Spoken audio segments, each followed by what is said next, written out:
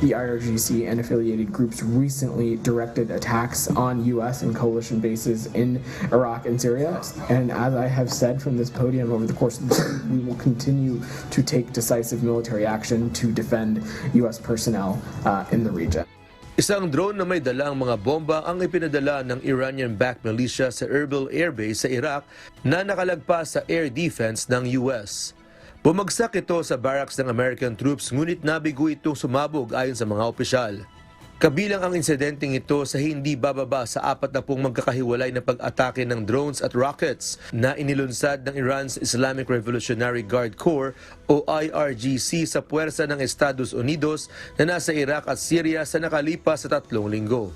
Ayon sa Pentagon, ang mga pag-ataking ito ay dahil sa suporta ng Amerika sa Israel sa digmaan sa Gaza. Sa kabila nito, hindi gaanong lumalaban pabalik ang US dahil sa mga pagsisikap na maiwasan ang pagkakasangkot sa mga hindi pagkakasunduan sa rehiyon.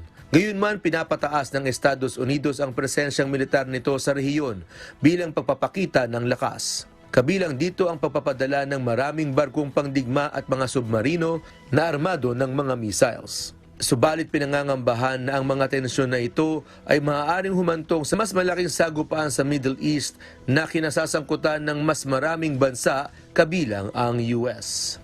Samantala, nagsagawa naman ng self-defense airstrike ang US sa weapon storage depot ng IRGC sa Syria araw ng Miyerkules, November 8 bilang tugon sa pag-atake ng mga ito at upang maprotektahan ang puwersa ng Estados Unidos. Sanicos, UNTV News and Rescue. Diyos ang aming sandigan, serbisyo publiko ang aming pinahahalagahan.